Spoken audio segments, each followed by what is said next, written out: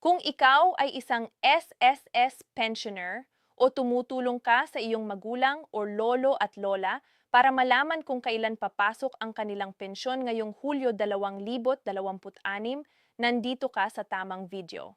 Dahil sa araw na ito, pag-uusapan natin ang lahat ng mahahalagang bagay na kailangan ninyong malaman tungkol sa SSS pension release ngayong buwan ng Hulyo 2026.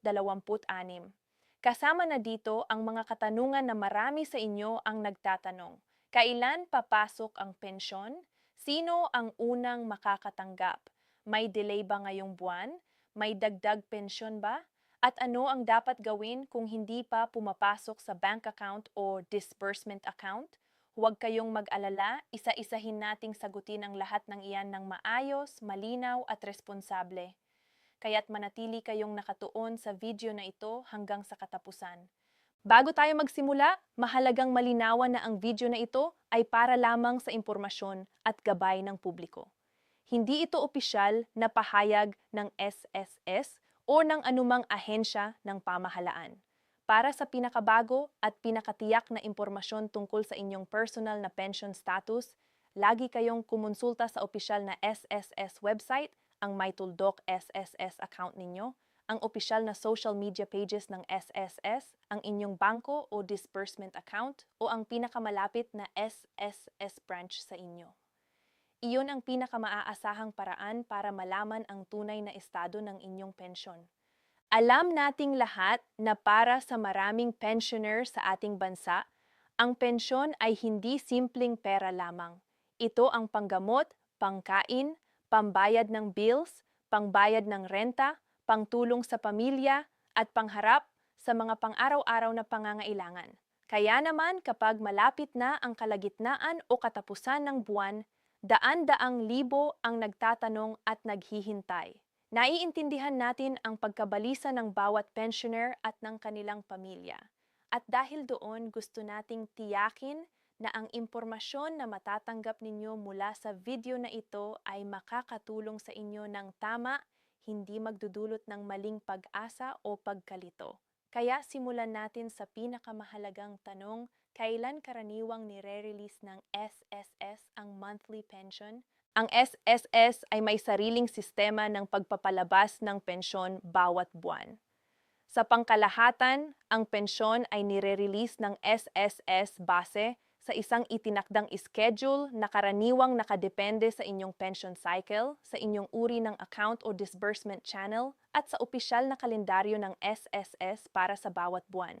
Hindi lahat ng pensioner ay makakatanggap ng pensyon sa parehong araw. Mayroon mga tinatawag na batch releases kung saan ang ilang grupo ng pensioner ay nakakatanggap ng kanilang pensyon ng mas maaga at ang iba naman ay sumusunod sa susunod na araw o susunod na batch. Para sa July 2026 pension release, ang pinakaligtas na gawin ay alamin ang opisyal na schedule mula mismo sa SSS.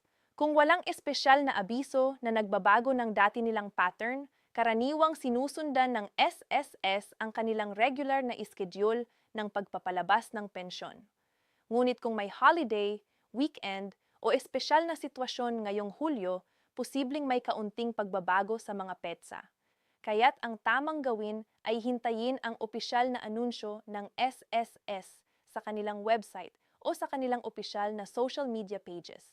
Ngayon, pag-usapan natin ang tungkol sa mga posibleng dahilan kung bakit minsan ay hindi agad pumapasok ang pensyon kahit na nasa tamang panahon na. Una, ang bank processing time. Kahit na nire-release na ng SSS ang pensyon sa itinakdang petsa, ang bangko pa rin ang magpapadala ng pera sa inyong account. Minsan, tumatagal ng 1 hanggang 2 araw ng negosyo bago makita ninyo ang halaga sa inyong account, lalo na kung may bagong holiday o kung marami ang nag-a-access ng sistema. Pangalawa, ang weekends at holidays. Kung ang itinakdang release date ay nahuhulog sa Sabado, Linggo o opisyal na holiday, posibleng mailipat ang actual na crediting sa susunod na araw ng negosyo. Ito ay normal na proseso at hindi ito ibig sabihin na may problema sa inyong pensyon. Pangatlo, ang status ng inyong bank account o disbursement account. Kung ang inyong account ay closed, dormant o may kasamang problema sa record, posibleng hindi agad maideposityo ang inyong pensyon. Kaya mahalaga na lagi ninyong tiyaking aktibo at updated ang inyong account na nakarehistrong sa SSS.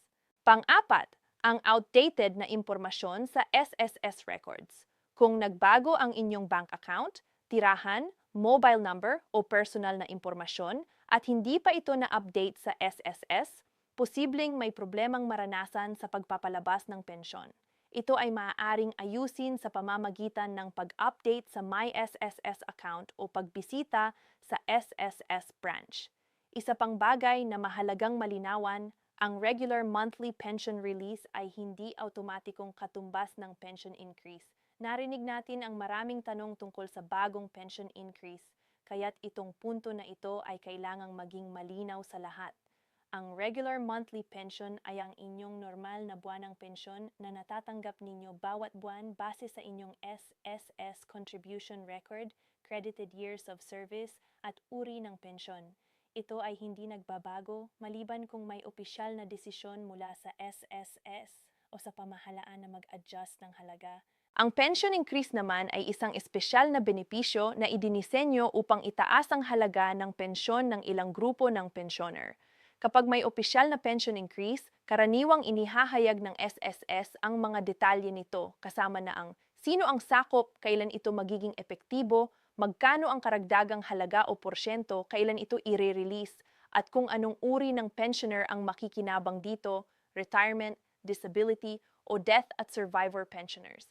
Kaya kung nakarinig kayo ng balita na may dagdag pensyon o espesyal na release ngayong Hulyo 2026, huwag agad maniwala sa mga hindi opisyal na post o mensahe. Mas mabuting hintayin ang opisyal na anunsyo mula sa SSS mismo. Kung totoo ito, ilalabas ito ng SSS sa kanilang opisyal na website at verified na social media pages. Ito na ang pagkakataon na hilingin sa inyo ang inyong pakikilahok. Kung kayo ay SSS pensioner o tumutulong sa isang pensioner, mangyaring mag-comment sa ibaba ng video na ito. Pumunta na ba ang inyong July 2026 pension? O naghihintay pa kayo? Anong bangko o disbursement channel ang ginagamit ninyo? Ito ay makakatulong sa ibang mga pensioner na malaman kung ano ang karanasan sa iba't ibang lugar at bangko sa buong Pilipinas. Ang inyong komento ay hindi lamang para sa inyo, makakatulong ito sa daan-daang pensioner na nagbabasa ng mga komento para maalam ang sitwasyon sa kanilang lugar. Ngayon, pag-usapan natin ang tungkol sa pagpoprotekta ng inyong personal na impormasyon at pag-iwas sa mga scammer. Nakalulungkot na tuwing may pension release, may dagdag na release o may balita tungkol sa payout, laging may mga taong sinasamantala ang sitwasyon para linlangin ang mga pensioner. Nakakita na tayo ng mga peking Facebook post, peking payout schedules, ni-edit na screenshots, peking SSS assistance pages, at kahit na mga text message at TikTok video na nagsasabing may espesyal na release o dagdag na benepisyo. Ang pinakamapanganib na scam ay ang mga taong nag-aangkin na kaya nilang i-process, pabilisin, i-guarantee o i-unlock ang inyong pension release, ngunit may bayad. Ito ay panloloko, walang pribadong tao, ahente, o grupong walang opisyal na kinatawan ng SSS ang may kapangyarihang pabilisin o garantiyahan ang pagpapalabas ng inyong pensyon laban sa bayad. Kung makakatanggap kayo ng mensahe, tawag, o post na nagsasabing kailangan ninyong magbayad ng kahit anong halaga para matanggap ang inyong July 2026 pension increase o karagdagang benepisyo, ito ay dapat na red flag para sa inyo. Huwag sumagot, huwag magbayad at huwag ibigay ang inyong personal na impormasyon. Sa halip, i-report ito sa SSS at sa inyong lokal na autoridad. Protektahan din ang inyong personal na impormasyon sa lahat ng oras. Huwag ibigay ang inyong SSS number, MyTuldok SSS password, OTP code, bank PIN, birth certificate, o anumang personal na dokumento sa mga hindi kilala o hindi pinagkakatiwalaang tao kahit na ang sinasabi nila ay tumutulong sila sa inyo. Ang SSS ay hindi hihiling ng inyong password o OTP sa pamamagitan ng text, tawag o social media. Para sa aming mga minamahal na senior citizen na hindi komportable gamitin ang internet o mga online na sistema, huwag kayong mag-alala. Maaari ninyong humingi ng tulong sa isang mapagkakatiwalaang miyembro ng pamilya, anak, apo, pamangkin o kapitbahay na kilala ninyo. Ngunit kahit na may tumutulong sa inyo, tiyaking ikaw lamang ang nagbibigay ng pahintulot sa iyong personal na impormasyon at huwag ipahintulot ang sino mang hindi kilala na humawak ng inyong mga dokumento o account. Kung kailangan ninyo ng tulong at walang kamag-anak na maaasahan, ang pinakaligtas na hakbang ay personal na pumunta sa pinakamalapit na SSS branch at magdala ng inyong valid ID SSS card at anumang dokumento na may kaugnayan sa inyong pensyon. Ang mga empleyado ng SSS ay handang tumulong sa inyo ng personal at opisyal. Bago tayo mag-close ng video, ibabalikan natin ang pinakamahahalagang paalala na dapat ninyong dalhin buhat sa video na ito.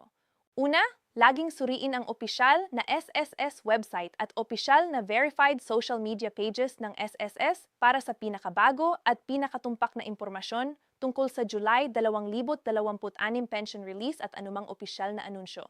Pangalawa, i-check ang inyong MyTulDoc SSS account para malaman ang status ng inyong pensyon at kung may update sa inyong record o disbursement information. Pangatlo, suriin ang inyong bangko o disbursement account at hintayin ang aktwal na crediting dahil minsan ay may pagkakaiba ng ilang araw ang opisyal na release date at ang petsa na nakikita ninyo ang pera sa inyong account. Pang-apat, huwag agad maniniwala sa mga hindi opisyal na post, peking screenshots, hindi verified na Facebook pages, hindi kilalang TikTok video o mensahe mula sa hindi kilalang numero. Laging i-verify sa opisyal na SSS channels. Panglima, huwag magbayad ng sinuman na nagsasabing kayang pabilisin o garantiyahan ang inyong pension release. Ito ay panloloko at dapat iulat sa SSS at sa mga autoridad.